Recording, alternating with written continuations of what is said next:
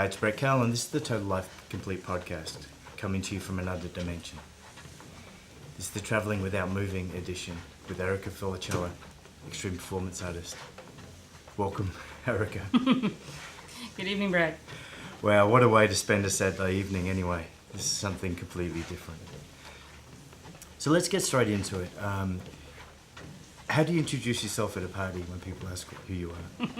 I love that question. Not so much, actually. But there's a lot of different ways that I describe myself, but really I just say that I have a community problem. And it kind of leads from there. Sometimes I say I'm a performance artist. That usually confuses people. Sometimes I just decide to say I work in the nonprofit industry in the arts. That seems to be a little bit more understanding. The theme for this series is about creativity, so I'm really overjoyed and grateful that we can start here with you. And so maybe we can just start by talking a little bit about your own creative journey. When did you realize maybe that you were creative, and how did you get up to your first performance in being a performance artist? Well, it was, as far as becoming a performance artist, that was pretty simple. It just kind of happened to me, as art and being an artist usually does. I was a commercial photographer and a fine art photographer prior to being a performance artist. And somebody busted into my studio and stole all my equipment. And the very next idea that came to my mind was a performance work. And I went into development for 1 solid year and then accomplished what was my first endurance performance. So it was a complete accident. And I've been doing it ever since. It's my favorite medium, and I can't imagine ever doing anything else with my art form. So you talked about accidents there. I wonder if accidents are really the unsung heroes of creativity. Absolutely. So that might be number one on our list of how to be creative, have more accidents. I wonder if it's any sort of accident? Well, I know from my life personally, every accident that I've had has led me down the path that I'm at now. Everything from car accidents to running into individuals and knocking them over to equipment being stolen. Every single one of these things would be considered an accident in traditional life, but for me it has always led to the next stage of my creative endeavors. And I call my life is full of happy accidents, whether you just accidentally happen to say yes to a question. The next thing you know, you end up down the path of business arts administration, or you just happen to accidentally have your equipment stolen. You end up doing really, really odd things. They've definitely been the path to my creativity. So there's got to be a life lesson in there. I think we all really trying to overplan our lives and really want to know what the future is going to be like and try and wrestle the future to be what we think it should be. Yes, it's something I've had to learn how to do and constantly remind myself every day, because I make work that requires intense planning and lots of structure, but at the same time, I have to remember that tomorrow is tomorrow, and that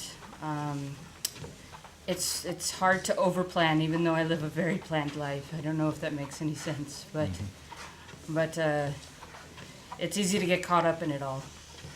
Well, let's dig into that a little bit more, because I think that's an amazing paradox that what people might perceive performance art to be, spontaneity, etc., etc. Is that really what it's like? Because you spend a lot of time, I've talked to you before, in the planning process for those moments of seeming spontaneity. So, well, it's an impermanent art, so that in itself lends to, it's like the whole 1 hour photo. That's what people used to think about photography. If you could drop your film off and have it ready in 1 hour, then obviously it's something that doesn't take very long. Performance art, for me in my practice, is kind of, when you see it, you see it, and when it's over, it's over. So it seems very short-lived, but my work, I have pieces that I've been working on for years that it could take me another 15, 20 years to get to the final execution. Mm-hmm. My first big piece, like I said, it took a year of my life before I was able to do it. So it's a very studied practice. The thing that I like to do with my work, though, is that I do a lot of research, I do a lot of development, but I don't practice the piece prior to the day that it happens. So there is a very short-lived part of the experience as well. So it's a little bit of both, I guess. So I want to talk a little bit about permanence and impermanence. You know, your stereotypical artist really wants to make a mark on the world, whereas your mark is impermanent. Yeah, it's interesting to go from a medium that is 2D, you hang it on a wall, there's archival approach to it, and then, you know, there's a lot of discussion as to what happens to performance art when it's over. And it lives on through the same mediums that I used to use in my professional life, through videography, photography. But really, I consider a good practiced piece, a good executed piece will live on in a memory of another individual for forever, hopefully, for the rest of their lives. So what people call an impermanent work, and that's what I call it too, has the possibility of being permanent for another individual. Mm-hmm. That's kind of what I hope. That's the difference that I've found for performance art as a whole, is that through action and being human, and through actually direct action in front of another person, they get to hold on to that, and it's a little bit more personal. And it becomes a piece of them as well as, and as much as it is a piece of me. So making a mark on the world, actually affecting another person, which I guess is what art is about. It's certainly one of the things that art's about anyway. You know, in a disposable society, you know, where we're all wanting instant gratification, at the same time we want something to affect us and to find meaning. Yes. It's a good question. It's a good topic of conversation. For disposable society, it's always been, you know, I've done pieces based around that concept about how, especially in American society, how we can't hold on to things for very long. Yet, if you put the right substance in front of people, they will pay attention. And they will pay attention for longer than even I anticipated. I was able to hold the attention of a crowd for 48 hours. And to be able to keep the interest of people in 48 hours is to use the human condition. Now, that's one thing that can never be disposable. Why do you make art? If I don't make art, then I'm just not a nice human being. No, truly. I tried everything but being an artist. I was very creative as a small child. I did a lot of music. I did theater. I was a community activist when I consider that in itself its own art form. I tried everything I could. I went into sports. I played sports in college. I thought I would become a doctor, and nothing fit. And then I got back into art, and it's just, I don't believe that you get to choose art, is that art chooses you from the beginning. And so I make it because I have to. Let's talk about the being in a box for 48 hours. Sure. I kind of want to ask where the inspiration for these things come from. Is it internal or external or some combination? It depends on, a lot of it depends on, because a piece of it is always directly from my own existence. But one of my main goals is to make sure that it resonates with the community that's going to digest it. So that particular piece, which was called Visible Shell, the concept was built around myself originally, which was basically the inability to sit still in today's society, and that to show emotions in America is considered a weakness. And after doing some research, I realized that that's actually a very common thread, that in our society, and specifically American society, that those two things are just kind of common thread. And so I decided I wanted to put it to the test. And the way that I decided to do that was to put myself completely on display, and to do it for what I considered was a good time window, which was, I guess for some people would have been 3 hours, but for me, I decided it needed to be 48. And I put myself on view for 48 hours, and I sat. I did nothing but sit and write. And I went through an array of emotions that I typically would have, I would have liked to have had happen behind a closed door, but I left myself on view. And that was the point. I like to push myself to emotional boundaries in hopes that I get to connect with other people on an emotional level. And so the idea just kind of was born out of how I see society, how I see myself, and where I think we can make changes. Well, I'd like to know where we can make changes. Well, me too some days, but So are you in control of this process? I mean, that sounds, it's called extreme for a reason. Yeah. Presumably, despite the planning, and I believe there's doctors or medical staff involved in that and others, but at the end of the day, it was you inside there for 2 days. Do you maintain control? Do you expect to have control over the process, or is it always the unexpected? It's both.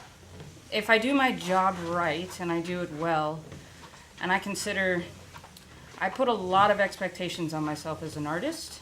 I think creativity is something that you should take very seriously, which is funny because a lot of people consider creativity something that's not serious, but I find it to be quite the opposite. Because if you plan properly and you do everything you can, then there is less chance of things to go to the left or to the right. But at the same time, it's life. So I am at the mercy of the weather. I'm at the mercy of my volunteers. I'm at the mercy of my audience. If I don't connect with them, then I didn't do my job. So you can only plan so much, and then leave it up to everybody around you. You went inside the box. I think you were writing a phrase over and over again. I was. So, do you want to talk a little bit about what that was? Sure. So that was not predetermined. I figured the first thing, once I got locked in, the very first thing that I wrote, the first sentence, would be the sentence that I had to write for the next 48 hours. Thankfully, the sentence that I wrote, A, wasn't too complicated, and B, I found to be relatively revealing for the piece itself. The sentence itself was, "To see myself, I went inside my own shell." And I wrote just that sentence for 2 days. And what did you see? If you don't mind sharing. One of the strangest things was, on a simple level, that your body is adaptable, that we adapt to especially uncomfortable surroundings. I started out in something, it was about 5 hours in, I'm guessing, because I didn't have a watch. But I had a whistle blown every hour so that I could stand up for blood circulation in my legs. And the structure had become incredibly uncomfortable. But after about 5 hours, my body had adapted and had formed this comfort in its new environment. And that hard plastic chair didn't feel hard anymore. Nothing felt hard. It just felt I'd become relaxed, at least for the next 10, 15 hours. And then as the exhaustion grew on and the lack of eating, the only thing that I was putting in my body at that point was water. I hit a moment of pure joy, serenity, centering. I don't think I'll ever properly be able to describe it, but through absolute release, I found that moment, that instant of calm that I kind of think people search for in lots of different ways. And it took me putting myself into a structure that was so confining to find peace, which is always been a question that I've asked myself ever since I came out. So I saw myself, and I saw serenity, I guess. We were talking about the desert earlier, off camera, about West Texas and how serene it is out there, and whether there's desert people or not. I don't know whether there's any connection, but maybe in the wide open spaces, and then in the confined spaces, the space to roam out, for yourself to roam out. Yeah, I never thought as we were talking off camera, I never thought that I would be a desert person. I grew up in New England. I grew up in a place that is confined. When you stand in the forest, you can hardly see the sky. But getting to go to a vast open space, it's in its own way, it's confining because you feel so small. Mm. And to realize how vast and contained we are, and in the environment in which we live, there's a sense of peace out there that I never would have expected. So I guess no matter what kind of box you put yourself in, even what appears to not be a box, there's an adaptable comfort. So what about aesthetics? You've come from being a photographer. Does aesthetics transfer over? Do you have a sense of beauty that you see that transfers over to performance art or to life in general? I think some of the basic grounding of aesthetics that I have found in my work is consistent. For instance, I did a video series last year, and after going through my body of work from me being a very young photographer, I found almost the exact same still image of what I had shot in video, which I found incredibly revealing because there was about 15, 16 years between those pieces. And it's, I don't think you ever get, how do I describe it? You're never not yourself. And so for my own aesthetic, it follows me. It evolves. It's evolved into new mediums. It's evolved into a little bit more maturity. It's not as raw as it once was, but that's kind of the beauty of it. It gets to move along with you the same way age does. But the root of it all is still the exact same way you were born. At least for me. That's my journey. What is love? That's like the most difficult question that somebody could ask, but I'll give it a go. For me, love is complete acceptance. Mm-hmm. It is unconditional. It is,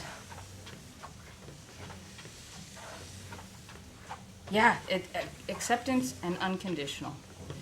You can't really, you put those two things together along with understanding and the ability to compromise and wanting to compromise. You find a peace and a joy of love, if I had to define it. Well, as the song goes, all you need is love, and I'm always interested to find out what people think love is. What is it from their perspective? So this series is about creativity, and so what is creativity? is the million-dollar question to kick off our series. Well, creativity, I'll start with the fact that people always, all the people around me, when I hear the statement, oh, well, I'm not a creative, you're the artist. You understand creativity. And I always get kind of frustrated with that statement because I believe to be human is to be creative, and creativity resides within that. Now, there's a scale of creativity, sure. There's a scale of aesthetics, sure. But if you had to break creativity down to its purest form, in my definition, is the ability to solve a problem. Problem solving. In my art, You know, if you take visible shell, for instance, I wanted to digest why I couldn't sit still. I wanted to digest why I had a problem with displaying emotions in a public environment. So to solve that problem, I did it. And I do it through an art form. But creativity is that. It's critical thinking, it's problem solving, but it's doing it outside the box. Do you find that there's any interaction between, do you consider yourself an extrovert or introvert? I'm an extroverted introvert. Or Myers-Briggs would call me an INFJ. Oh, that Myers-Briggs. What's that all about? I don't know. I just took the test and that's what they said. So. Yeah. Before or after coffee, I think the answer might be different. But yeah. No, I'm definitely, I'm an introvert. For the people that know me the most and that are closest to my heart, understand that I'm actually a very quiet soul. And when I'm out in the world, I'm pretty loud. But my work tests my introvert soul, so I'm definitely an introvert that lives an extrovert's life. Mm-hmm. And is there a difference between artistry and creativity? Wow. I definitely think that they're one and the same for some people. Artistry can be seen in what I do, in what a dancer, a painter, and you name the medium. There's an artistry in that work. But creativity also resides within artistry. But creativity also resides within humanity. Mm-hmm. Not all of humanity will get to artistry of a medium, but they walk hand in hand. Let's talk about community. I think you said at the start you've got a community problem. Oh, it's huge. Maybe explain about it a little bit about what that is. Even when I was a little girl, I just didn't understand, or rather, I did understand that a collective voice that comes together as one is far more powerful than one standing in a corner on its own. I believe that one can make a difference, but the way to do that is through community. So if you wag a cause in front of my face that taps into my heart, or I see a place where I can make a difference, and there's a group that maybe I could bring together that could use some representation, I do it. And that's why I said everywhere I look, I see the possibilities of extending community and community outreach. And I have a no problem. It's a word I'm not very good at using, but it's taking me to some amazing places. And I mean, we wouldn't have met, right, if it hadn't been for my love for community and what I see here in Dallas and what community is capable of. So when you were a young girl, I'd heard before that you'd said that you wanted to be a Renaissance girl or woman when you grew up. Yes. What did you mean by that? And are you a Renaissance woman? Well, when I was a little girl, I didn't understand why you had to choose whether you wanted to be this or that, and I had learned of this. I don't even know where it came from. When we say little girl, I'm talking low elementary school, and I just knew I wanted to be a Renaissance woman. And as I got older, I started to really kind of digest what that meant. And I think now, because when you ask me what do you do, and the fact that I can't really answer that question, I'm gonna say that I'm heading in the right direction. But I want to be able to look back at my life and to be able to give that a definitive yes. Connecting this with the community problem that we just discussed, is there does Renaissance extend out to working with other people? I guess it does. Huh? In a sense, for me it does. It's led me down, like I said, I was an introvert, and it's led me down many paths to do so many different things that my life wouldn't have touched otherwise. That continues to expand my experience. It continues to expand my knowledge and my growth. And I think to live the life of a Renaissance woman is to seek knowledge and to grow everywhere you can, anytime you can. And because community is everywhere, I get to do amazing things, and they're never the same. Mm-hmm. So I want to talk about Dallas in a second. I definitely want to come back to the place that we're at and talk about that. You also said, I think earlier on, that you are weird getting weirder. Is that right? Because we're talking about creativity here, and I fear that our setup that we might have here may perpetuate a myth that creativity is about something different and being weird and strange and all that sort of stuff. But anyway, what did you self-described as weird, getting weirder? Yeah. Well, from the moment I was born, I was just different. Not different in a bad sense, but I was different I was small, really small, and I didn't do what proper babies do, so the doctors thought, I was off. They used a whole bunch of different terms, but I kind of headed down the journey, down the path of already being different. And I just like to use the word weird. I really like to call myself a weirdo. I consider that a compliment. Mm-hmm. And I think weird is to be different, and different is to be challenged, and different is, again, to be outside the box. And so from weird to weirder, it's a journey that I hope I always get to take. It's meant great things.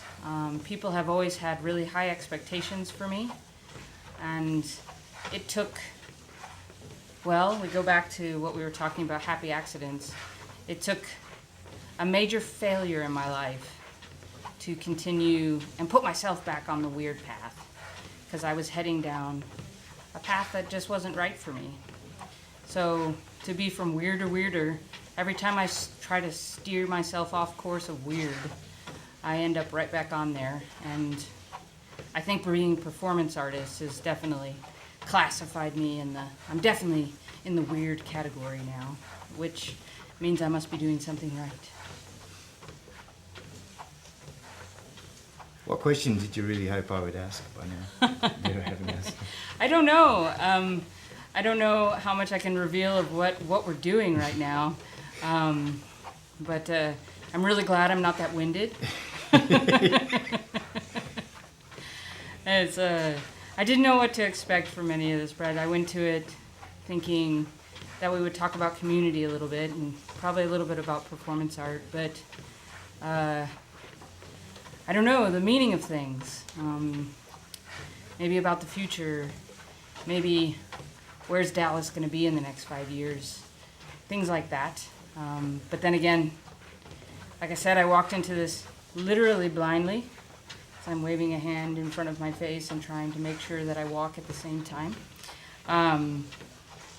But no, we kind of touched base on a lot of topics.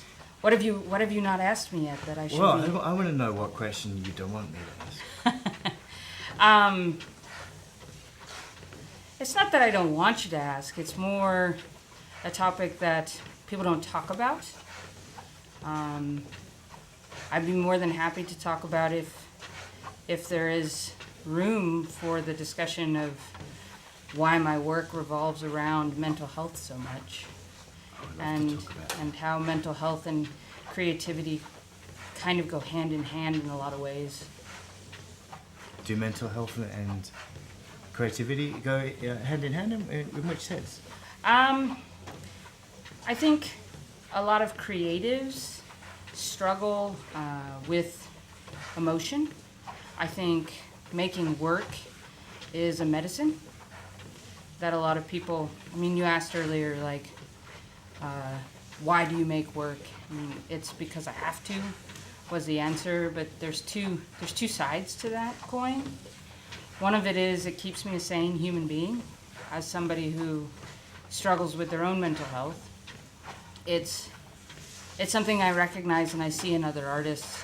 I know that there's a lot of people that deal with loss of friends due to mental health, but it's far more rampant in the creative community. I definitely see a bigger thread there than I do in other aspects of the world. I've seen it both in the music industry and the visual arts, for sure, so I definitely think there's a connection. And you say your work revolves around that. Do you see there's a solution to it, or is this the part of the solution to bring this out into the open and allow people to? I think, yeah, a large part of the solution is to break stigmas and to have the conversation. You know, when I said that I was weird and or I don't mind using the word crazy, which actually offends a lot of people, but for me, I'm totally fine with it. Because, you know, 15, 20 years ago when I talked about it, people literally stared at you as if you would just change colors of some kind. You know, all of a sudden you were a purple human being. And now it's just a hushed topic. And so I think through my work, I've been able to tap into comfort for other people to discuss and to accept and to realize they are not alone and that it's okay. I think art is a very powerful voice. And that's another reason why I said I take my work very seriously, because there's a lot of strength and power in the voice of creativity. And creativity can be used as a tool for all kinds of things, and I choose to use, most of the time, my work as a tool towards breaking stigmas in mental health. Mental health it's a really widespread issue. I know there's the kind of stereotypical tortured artist. Sure. And those people do exist. I've met a couple of them, and I can certainly relate to that. And there's certainly a lot of tortured business people as well, and tortured non-profit workers as well. And I wonder the acuteness in there certainly seems to be a movement to dropping the identity, the work identity that a lot of us hold up as being a shell, to use the earlier term, and to try and get beyond that. So I wonder, I don't know the answer to this, whether it's more acute with artists, or just artists more open with that, or more flexible in their identity that they can talk about that. I don't know. Well, I don't think it's about the ability to talk about it. I think that art is just to really tap into, and this isn't true of every artist, but for most of the artists that I've met over the years, to tap into your work is to tap into vulnerability. Vulnerability is something that a lot of people want to shy away from in their life. And the minute you tap open vulnerability, you've kind of cracked the shell on everything else. And once you've cracked that shell, it's kind of hard to put it back together, which just leaves a raw state of emotion out on the table. And you can either work through it with your work, or you can get lost in it with your work. I guess that could be true of the whole world, but I noticed in a creative environment that, I've lost a lot of friends, and they couldn't find it. They couldn't put that shell back together. I want to bring this back to community in Dallas now, because I think this is probably a good segue into this. What is the state of community in the world today and in Dallas? Are we in good shape, or is it a little bit patchy? Oh, well, I mean, if you'd asked me that question 2 years ago and you asked me it now, rather a year ago, I would have a different answer. But I'd say right now, I'll start with Dallas. I think from a cultural standpoint, we're actually in a very, very interesting kind of place with the city because the city is talking on a cultural level. We're currently in the process of developing a new cultural plan, which artists are really getting excited about having a collective voice. Collective voices bring stronger community. I think the growth in our city has created both positive and negative reactions. Both positive and negative, they're both community. So I think our community's strength has grown. And I think our voices, especially the voices of the youth, they're in good shape. They're really, really doing great. But yeah, as far as the community and the rest of the country, I don't even, there's the question I was scared that you might ask. It's a one I can't really answer. You know, it's like community to me is those that surround you directly. And the place that you can make the most effective change. And the minute you expand beyond that, you lose sight of your own feet. And your feet, that's what keeps you grounded. Well, I've been surprised at the that people watch this all around and listen to this all around the world, and just imagine people sitting in some parts of Africa or Asia, and there are people listening all around, literally in different places that are thinking about their own community and maybe a bit despondent about, I don't know, and maybe wanting to get more involved in the community and to do something, or alternatively thinking that they want to disconnect and kind of give up. What's your advice? It's I can understand the feeling of wanting to give up. It's very enticing when things are feeling down or just not falling in the direction in which you wish things would go. But that's the exact moment that I would suggest you engage. And when I say I stay grounded to the feet that are around me, which is my direct community, we all make up hives in that we live. And hives work together. And so if you're feeling discouraged, find the things you love. Go find the people that love the things that you love. See what could happen. For me, it's taken me from weird to weirder, and I hope that I get to the place where I'm just absolutely the weirdest. But community is where it's at. It's not only changed my life, but it's saved my life numerous times. And I think there's strength and power and hope in that. So let's talk a little bit about Dallas before. It seems to be a hard topic to give up. I usually ask the guests how to explain Dallas to people that don't live here, maybe even to people that do live here. Well, it's funny because Dallas was a place that I thought it was a certain thing, as most people do that are not from here. And that part exists, but it's such a small part of this city. This city is full of some of the most amazing people I've ever known, and I've been in a lot of places in my life. And being a Yankee and coming to the South, this city is its growth, its change, its healing, it's beautiful. It is a place that I am super happy to call home. To the outside world, I like to describe Dallas as cooler than Austin. That's something I actually hear a lot. Oh yeah, Texas, Austin. And I try to really let people know that Dallas has a lot more to offer than people consider. It is a great place to be an artist.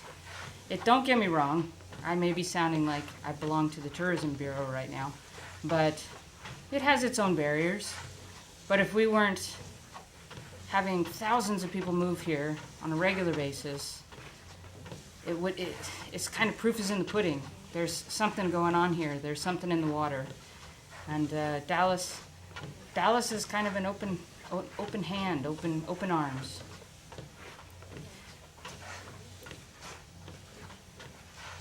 What sort of projects, what of your own projects would you like to talk about, or other people's projects that you want to tell the viewers and listeners about? I guess, like I said, I have projects planned for the next 20 years, so I plan on staying very busy. But I have finished, for the most part, designing my big project for this year, which is relief. I showed 7 times last year. If I ever say that out loud again, just slap me. It was a terrible idea, but it was a beautiful year. So this year I'm dialing it back to one piece, and I have found it very interesting because we're sitting here talking about community and the ability for a collective to move as one. And that's the exact. We're traveling without moving, and I'm creating a piece called Move, which everything, there's a synergy in the world around you, and I find my work it defines itself through those I talk to. And even this conversation, it's like I've stepped into the piece several times while we were talking and while we're stepping, and it's the fact that I can't see has helped me already advance a piece. It's by taking things away, it's been able to allow me to see. So I've actually traveled in my mind quite a bit, and I look forward to getting to bring Move to Dallas this summer. And it might be the first piece that I take to another state. I've literally kept my work here on purpose, and I think this may be the year that I travel, but proudly say I'm a Dallas artist. But we'll see what a collective whole can do together. Like I said, there's no practice in the work that I do, and since community is so important to me, I have anywhere from 20 to 30 people performing with me on this one without them getting to practice as well. And we have to move in sync, and if we don't, it fails. And that's kind of how I feel that's kind of my mantra. It's like through good leadership and through good understanding of those around you, kind of anything's possible. So that's where I'm digging this year. Not only in my work, but in my performance as well. So is 2018, is it a thumbs up year? Or is every year really a thumbs up year? But what the size of the thumb? No, the thumb goes up and down. Just like, I'm human. There are years when New Year's Eve is a party because it's gone. But 2018 is very interesting. I have a lot of challenging projects this year, stretching into some categories that I love dearly, and I get to do giving back to artists is something that means the world to me, and being able to create new experiences for artists. It means a lot to me to create my own work, but there's something about seeing the look on an artist's face that you were able to help. Like, I'm a big ninny. I cry over everything. And so 2018 has already brought a lot of happy tears. And for it just now being March, I'd say 2018 is doing all right. But to be honest, why don't we ask that question again in December? Well, I think we should. I've got a good feeling about this year. I don't know. 2017 was quite tough for many reasons. And I think people have gone, okay, I've had enough of that. I've just got to carry on and create my own project. This year's got a nicer feel about it, a more positive feel. And I think does. It's not just from trying to delude ourselves collectively. I think it's actually because a lot of people are doing a lot of good things. And it all seems to be coming together in a nice wave of action-backed positivity and action-backed change, I guess. I think we had no choice. You know, it's like last year was survival. Last year for me was just, there was a lot of fear in last year. And this year, I agree with you. We had to go about our business. We had to find positivity again and find hope. And so I'm hoping for a thumbs up year as well. Okay, I think the last thing, so Total Life Complete's really about, I guess, feeling alive and making a difference and living without regret. So if there's any final words that you want to share with people that are watching this and listening around the world. Yeah, make sure you do something that you're scared of every day. To live with no regrets is to, for me, regret is formed because I allowed fear to win. I wake up just about every morning scared, and I do it anyway. And that's when, you know, that's living for me. And that's how I have, now, I'm not saying I have a life without regrets because that would be a lie. But to reduce my regrets, I face fear. I don't just walk into it, but I create it and walk into it. And I recommend that. If you're doing something you're scared of at least once a day, then there's growth. And whenever there's growth, there's less chance for regret. I hope that means something to someone. I know it means something to me every day. Erica Felicella, thanks for being here. Thanks for having me.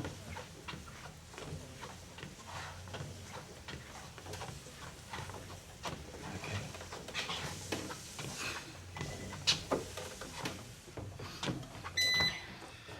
Thank you. Yeah, was that okay?